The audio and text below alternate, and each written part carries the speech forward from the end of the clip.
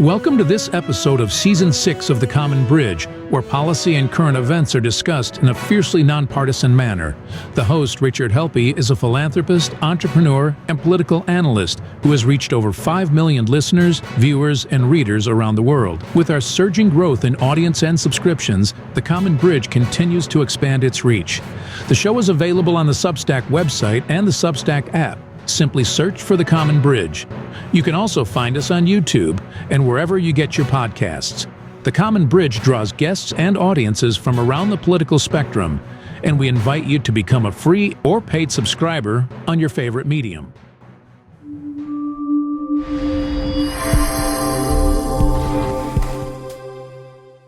Hello, welcome to The Common Bridge. We have a very popular returning guest today, the godfather of the supply chain, Mr. Bill Michels, also now bringing AI into the world of procurement and sales, and hopefully we'll hear a little bit about that. But today, because the policy orientation of The Common Bridge is why our audience comes to us, we're going to hear a little bit today about how the tariffs, whatever they may turn out to be, are impacting and may impact international trade and what that's going to do for suppliers, consumers, manufacturers, and everybody that participates in the economy. Bill, welcome back to The Common Bridge. It's always good to see you, my friend. How have you been? I've been great, Rich. Thank you for inviting me. Okay, what's the headline on the AI? If you don't mind starting there, what's going on? I don't mind. We've actually created a great product, and we've really made it very, very desirable. It's for teaching people how to negotiate. So we've built a negotiation strategy that people can either fill out some questions online or submit their strategy. And then we have an AI avatar that'll sit there and critique the strategy and tell you where you're weak, where you're strong, what you should do. And then once you get your negotiation strategy done, you actually can, we have a series of education modules. One of the unique things about our education modules is you have interactivity with the digital mentor at any time. So I know I don't like it. I'm an old guy. I don't like e-learning modules. I think they're boring. But if this one, you can stop. You can ask any questions. You can really interact with how do I apply this to this category, or really anything about procurement. So that helps. And then when you're done, you sit down with a conversational AI avatar and negotiate. You have a case study, all of the conditions of the case study. Some are custom case studies and some are not. And then you sit down and you negotiate with the avatar, and he continues to negotiate with you. Nothing is ever the same. And then when you're done, you get a score that tells you all the things that you could have done better, all the things that you did well. And then you can continue to improve your skills, which is really important when we start talking about tariffs and price increases going up, because our business is up a little bit because of that. I would imagine, and I guess I could see a world someday where your bot and their bot are negotiating with each other, and I don't know, you're having a cup of coffee someplace. That's happening, Rich. It's happening in the low end spend. So in the tail end of companies like the office supplies, the toilet, there are two companies running bots out there doing negotiations actually and taking care of that, because if you can get it in place and then do a little bit better on the pricing, that's fine. You're not going to make or lose your company on a set of office supplies. So, well, that's very, very interesting. Well, we don't have bots controlling our trade policies now. I wish, frankly, somebody would be controlling them, because they seem to change as the wind blows. And one of the things, Bill, I've been hearing is this: that container ships are not arriving in the major ports, Los Angeles, Houston, New York, San Pedro, specifically in Los Angeles area. That means that truck drivers aren't going to have loads, that the bulk container companies are going to have the containers sitting there. I can imagine this is going to affect the railroads. But ultimately, what products are not getting to our shelves, or are they getting there, but they're going to be priced dearly because of tariffs? What's going on out there right now? Well, tariffs are breaking the shipping model, right? We're not just paying more we're seeing fewer goods shipped because of the tariffs. And we saw initially some inventory shipped ahead of the tariffs, but now people are waiting to see what is the tariff, where should I move this stuff, and can I get a lower tariff? And the interesting thing, Rich, is so that's causing one problem, but the other problem is as these goods arrive, you have to pay the tariff before you get your goods. That's the way it is. And what we're seeing, one of my automotive customers said all their stuff is sitting down in customs trying to get freed up because there's a backup in customs to get things through the regulations and through the tariff. So you're going to not only see the shipping problems, you're actually going to see problems where you can't the increased documentation, regulatory changes, all delay the release of the goods. Well, isn't that one of the things that troubles me about this president is that he seems to do things from the seat of his pants. And with something as complicated as international trade, you'd think you'd have your ducks in a line. And, I get the overall strategy that, look, if somebody's bringing in cheaper goods because they're paying their labor a lot less, or indeed, slave labor, or they're not following our safety procedures and such. Say, all right, look, if you want to make that baseball, that battery, that toy in another country, okay, you can do that. But to sell it in our market, you're going to have to pay a tariff, which might possibly stimulate some domestic production. And because that price advantage from the international company would be going away. But it takes a long time to stand up a factory. It takes a long time to put the supply chains in place. This just doesn't seem to be a very well thought out policy, or is it creating chaos for some other purpose? Well, we have the notion that the tariffs are going to bring manufacturing back into the United States. I agree with that. The thing I disagree with, that it's going to bring in jobs. It is not going to bring in jobs, because if you own a factory overseas, you're not going to reset your factory based on the 50s model of assembly and people on the line. You're going to go to if I'm going to reinvest in a factory, it's going to be lights out. It's going to be automated. It's going to be productive. I'm going to use robots that work 24/7, don't have union problems, and I'm not going to hire people. I'm not going to hire tons of people to run the business. When GE brought its factories back from Asia, it built $1 billion factory that mostly is automated. So you're not going to see what we're thinking. You will see the companies come back, but you won't see the jobs. The Taiwan manufacturing company here in Arizona is making chips, all automated. Everything is automated about it. So you're going to see factories, if they come back, and if you can build them in 2 or 3 years, they're not going to bring the jobs back. So we're starting to see more of a social problem. You and I talked about this social problem in a previous issue. Same thing with all these people that are out of the government. Let's say let's take IRS, for instance. You don't need 1 million people to look at the tax returns. You got AI that has the rules, understands the rules, can spot the differences.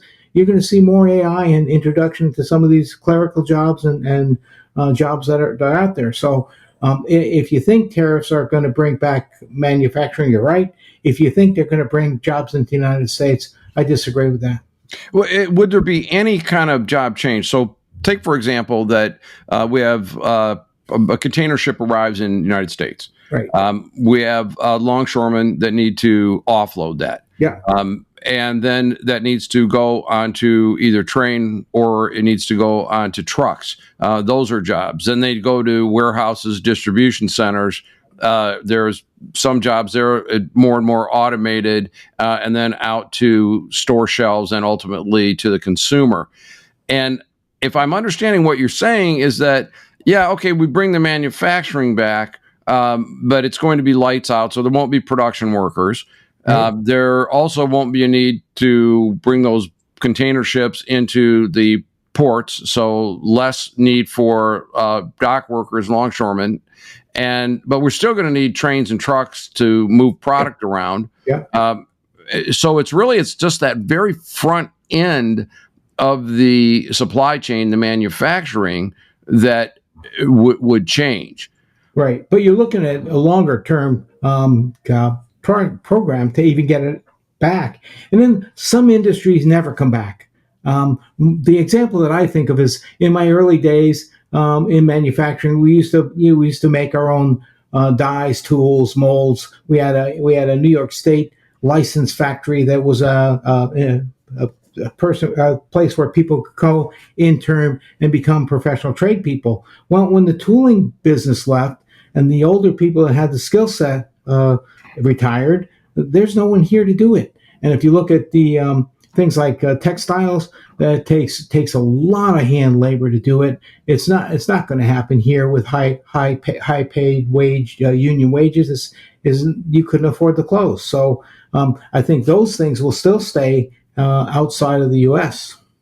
And perhaps they do stay outside the U.S., but it's almost like a value added tax, right? A consumption tax. Yep. That says, all right, we're going to bring in that shirt from the Philippines, for example. Sure. And instead of it being, $4 at the wholesale level, it's going to be $7. And that's going to pass on to the consumer. But it would be a tax collection based, again, theoretically, on consumption versus on income.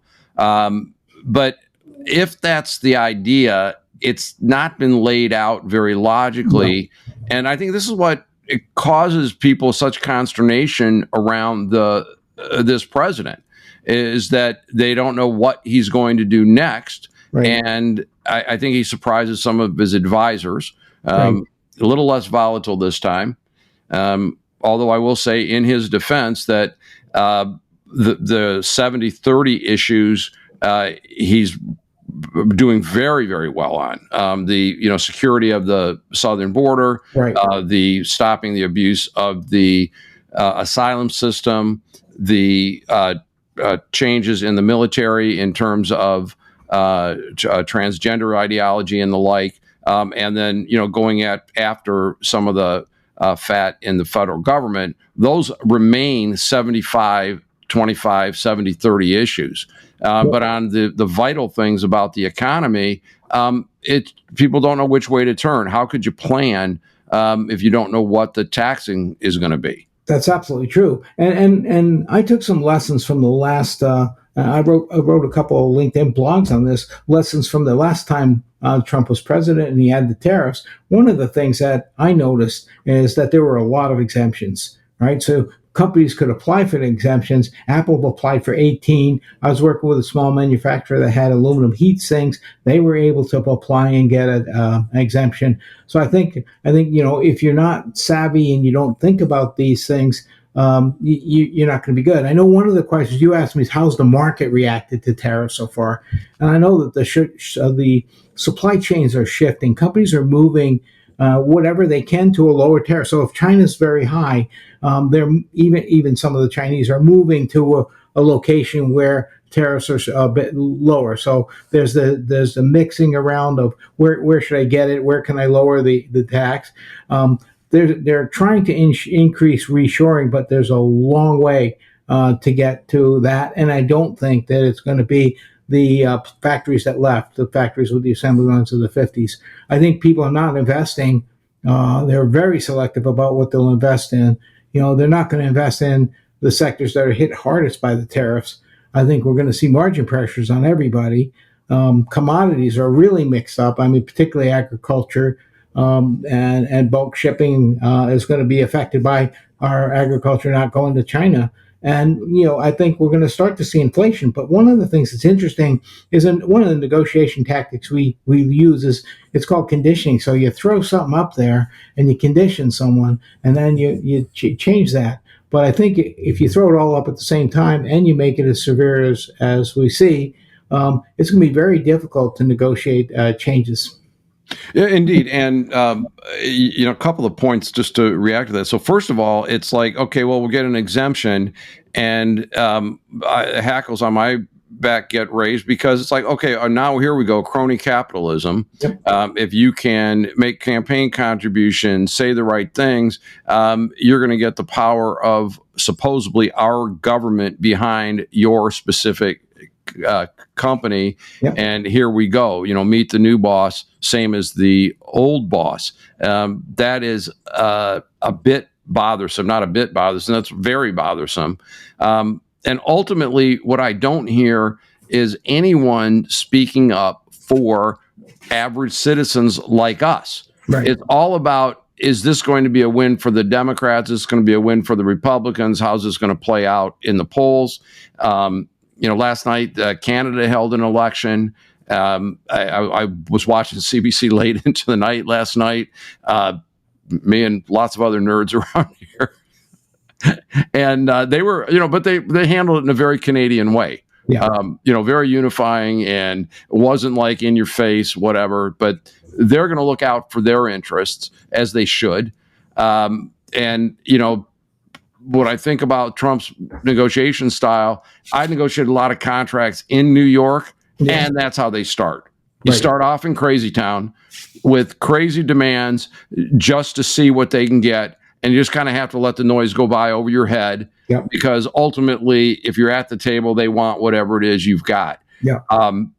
But trying to do that around the global economy is a little crazy, isn't it? Yeah, I think it's really crazy. I think, and then the other thing that you and I haven't even talked about is we already have a labor shortage. And then when we start to look at certain industries like the construction industry and the agricultural industry, these deportations are causing more of a problem because, we're going to hit our GDP significantly and push up inflation if there's no one there to do these jobs. So, we think deporting 500,000 immigrants is going to result in a bunch of workers, probably about 40 or 50,000, lose their jobs because they don't have the people to get the stuff out of the field. There's a skill shortage everywhere. There's no plans to. I mean, Bill, isn't it? Look at agriculture. We've had a guest worker program for a long time, right? And so for getting the crops out of the field, I don't see that as a problem, at least what I can get out of there, because there has been a guest worker program. Right. But when I look at things like welders and electricians and HVAC folks and people that know how to put roadway in, that becomes an issue. Right. And we need to make sensible immigration policies so that good people that want to come here to the United States of America, have a job and build a future here. Hallelujah. I personally know many immigrants that, came from Mexico, Latin America, doing repair jobs, whose kids are now going to some of the best universities in the country. That's the American dream. Right. We need to keep that going. And we need to have sensible policies for that, to meet that labor and to provide opportunity. I work in the home building industry with some companies and doing some training there, and they can't get skilled training. They can't get people to do it. And as you take out drywallers and painters and the key people that try to do it, you don't make your closings, your earnings fall down. You start a cycle that you can't stop. And not to mention, we don't have enough affordable housing now, and these changes are only increasing the problem for affordable housing. Yeah, indeed. And look, ultimately it comes down to an area that's a passion of mine is education. Yeah. And education opportunity, we need to go into the high schools, the middle schools. There needs to be shop classes. Yep. We need to make that investment. We need to make sure that if you're going to graduate from high school, that you know something about physics and mathematics. Yep. Let's get out of the politicalization and the victimhood things, and let's teach people how they can earn a living. And that's when I speak to high school students primarily. Yeah. I said, where can you be a contributor? And, maybe you're an American Sign Language instructor. We're short on those. Maybe you might be a pastor in a church. We're short on those. Maybe you need to learn how to fix air conditioners. We're short on those. You need to learn how to do accounting. It's just right down the line. We need to be able to have our workforce educated for those opportunities and our doors open for good people who bring those skills into the United States of America. Those jobs are becoming really, really high paid jobs. A plumber right now, I think, makes $100,000 a year or more. 150. Yeah. So, they're, I won't name some of the social sciences degrees that people will disparage, say, I never needed one of those. But, when my toilet backed up, I sure needed a plumber to do what they were doing. That's amazing. So I mean, I think that you're absolutely right. The one mistake we've made is not having the trade schools in the high school. I mean, everybody having to go to college. Not everybody wants to go to college. Not everybody is successful about it, and it doesn't work for some people. So the fact that they could go out and do a trade and be happy and make a good living is a good thing. It's not a negative thing. So I think, getting back to the tariffs, I think the tariffs are there. I don't know how long. I think the question about the economy is going to be how long will these things be sustained? How willing are the leaders of the countries get together and solve it?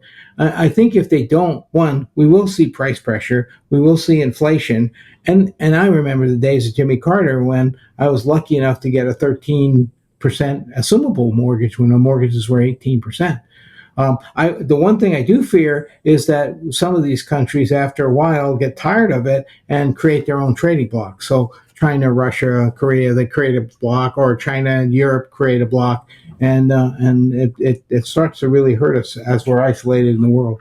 Yeah, and Bill, when you think about what products are not made in the United States that we take for granted, pharmaceuticals, right? Batteries. Yep. Are we going to see disruptions like I need amoxicillin for it's a very popular antibiotic, yep, and I can't get it because we get the product from China. Batteries, we're so dependent on batteries now for everything.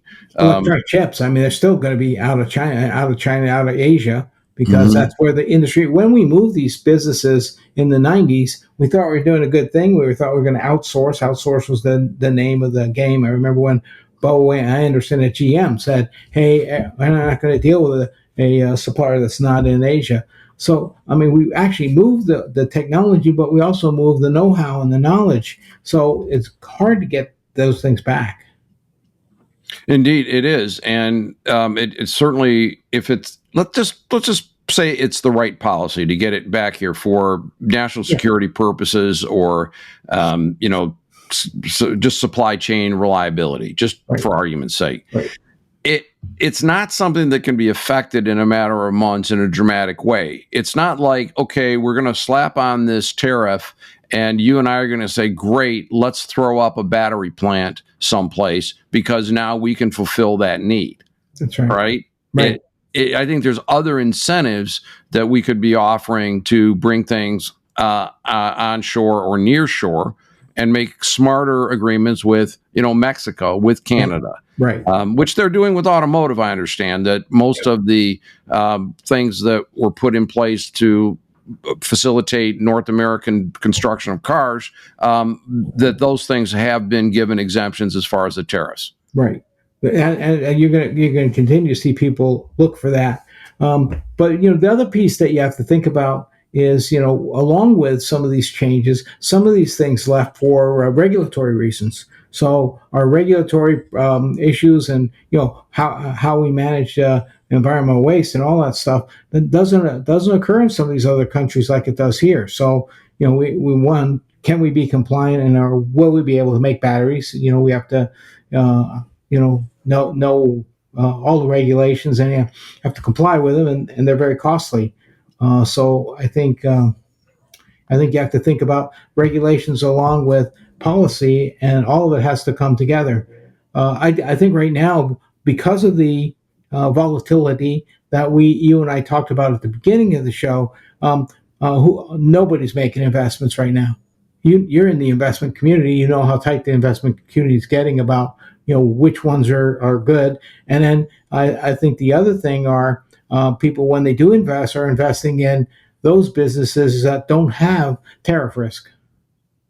Indeed, but who can define tariff risk? That's the place that I'm challenged. Is what is tariff risk? That because we don't know what they're ultimately going to be. And so we're going to start to see tariffs are no doubt going to start driving prices up across the board on almost everything. I think it's going to hit food, it's going to hit equipment, it's going to hit automobiles, it's going to hit everything in our life. So we're going to start to see these price increases start coming on, and we are going to eventually start to see inflation start to come into our way of life. And so I think people have to be prepared for the worst case, which is we're going to have price increases and inflation. We're going to have price increases in the next probably 90 days. Yeah, well, we know that shortages will create price increases, That's right. If you just say, let's say you need AAA batteries, just for example, and the supply chain is disrupted, there's fewer AAA batteries. Right. If I'm at my local drugstore looking for batteries, I'm going to expect that I'm going to pay more for that. That's correct. And I don't know how that benefits U.S. consumers.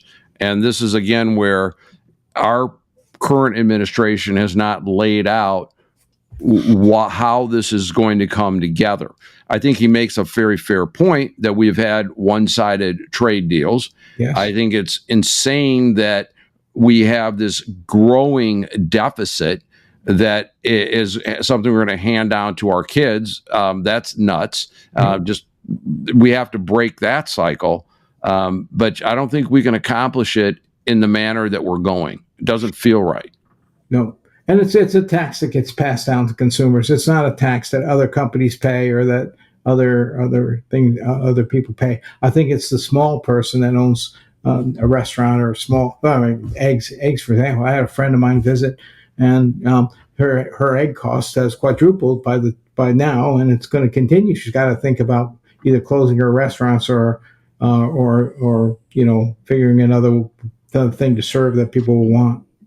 Yeah, indeed. And that's, like there's always the theory of substitution, right? That if whether it's, AAA batteries or eggs, all right, if the price is too high, then I'll use less batteries. Right. Okay. And I'll eat fewer eggs. Okay. There's always a substitution theory. So, I mean, it's a reset of the international economy. And since we don't know what the contours of that are, it's very, very difficult to invest.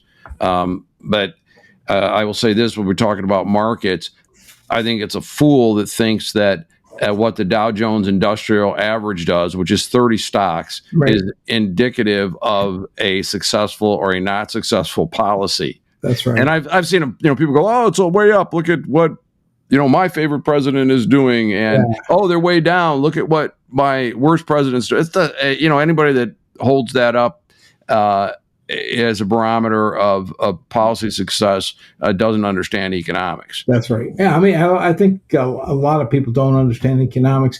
I think tariffs are not just taxes; they're really a shift in global trade. Everything's trading. Everything's shifting now, and we want to see how that really kind of shakes out. People, it's very unpopular now. People are not buying our goods. We're not exporting. I think that's a critical thing. Yeah, it's never good for business if you get people angry with you. And again, though, this president, the opportunity for this president was created by the failure of prior administrations. People got tired of it. I still think people are angry. And in my readings, people are still playing this Democrats versus Republicans, which is nonsense. It only benefits those that are in that game. Nobody's looking out for the people in metropolitan Detroit that just want to go to work every day, that just want to be able to have that social compact, that if I work full time, I can afford housing and food and education and maybe a vacation and maybe a dignified retirement and for sure health care. And we're not connecting those dots. Right. Instead, it's who can throw the biggest insult at Donald Trump, and but you don't hear them on the Democratic side defending their policies that put us here, that created the opportunity for Trump. And you're not hearing Trump articulate how this all plays out in the end. And then we have distortions like, Trump's going to cut taxes, and really it's a continuation of a tax bill. Like, please, we just need to get a grip here. The thing that you and I talked about over these shows is that it's really a social program going. We don't educate the right people with the right things. Now, if you think about automation coming into the factories and automation, AI across the industry, we're not training people for that. So people are still hoping to go and put bolts into machines, and the unions are still hoping to drive the prices up there. Though this is a good thing. I heard today the UAW said this is a great thing for America, and everybody's going to build a car here. Well, a lot of people build the cars here already, but the more they start to raise the rates, the more automation and efficiency you're going to get, because robots don't get tired. They work 24 hours a day. They never shut down. You can idle your factory or bring it up, and not have a lot of healthcare costs or any concerns like that. So I think we're not training people in the things that we need, the skill sets we need. So we got this major social problem coming where we don't need as many people for the work that we have if we continue to do what we're doing. Right, and this is where the hard sciences, physics, mathematics, engineering, that they need to be foundational things, as does economic literacy. And I don't know what jobs are going to be out there for my grandchildren, because the industries haven't been invented yet. And, I'd like to always cite this data point, is that in around 1900, 50% of the U.S. workforce was engaged in agriculture. Right. And now it's 2%. Yeah. And we don't have 48% unemployment. Right. Because, the jobs that we have today could not have been imagined 125 years ago. That's true. And so, but things that don't change are, things like, mathematics, astrophysics, what's beyond this solar system, metals that we maybe haven't ever dealt with or discovered. Nobody can imagine what the transportation, the energy systems are going to look like. But it comes down to, can we take care of people? Can we get spending power in the hands of your average person and let up the humankind flourish? And when I mean flourish, I mean not only economically, but with the things that make life rich, the arts and literature and wholesome entertainment and the like. Right. I agree. So, Bill, as we come to the end of our talk today, what are some of the key takeaways for you as you peer into this supply chain, and how do we get product from a manufacturer to a store shelf? What are some of the key takeaways you'd like the listeners, readers, and viewers of the Common Bridge to hear from you today? Sure. I think one would be the tariffs are not just taxes. They're really going to impact the global economy. They're going to impact the trade routes of the future. I also think that they're going to be still disruptive in the short term. Like I said, I talked to an automotive person whose stuff is all stuck on the dock trying to get through tariffs. And it's extremely complex. And so if you're going to try and work around the tariffs, you got to understand the tariffs. You got to dig into them. You got to look for the exemptions, or you got to change where you're getting things from, and minimize the impact of the tariffs. So I think it's a big shift in global trade, global economy, and we're not just affected. Everybody in the globe is affected. So we really need to kind of find a way through this tariff thing. I think reshoring is real, but I think the jobs are not. And that's one of the things I've said. I think that some industries have left. They're not coming back. I mean, we're not going to see some of these things come back. They're not all coming back. I think we need to look at which industries do we want to come back, and then what incentives are we going to do to bring them back? I think defense is going to be one going to be critical. I think pharmaceutical and medical is going to be critical. I think there are a few industries that we really want to make sure we get. But I think the incentives that have been invested into the electronics trade is great. And then I think we got to figure out, we really have to, one, plan for uncertainty. We don't know when it's going to stabilize. So from a personal standpoint, you need to really understand how can you cut back? What can you do? What should you be focusing on from a business standpoint? It's how do we get these things back in control? All right, we've been talking today with Bill Michels. Bill is, of course, an expert on supply chain, the godfather of the supply chain, Bill Michels, bringing AI into procurement. And with our guest, Bill Michels, this is your host, Rich Helppie, signing off on The Common Bridge.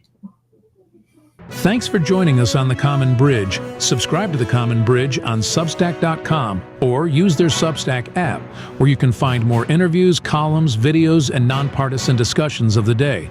Just search for The Common Bridge. You can also find The Common Bridge on Mission Control Radio on your Radio Garden app.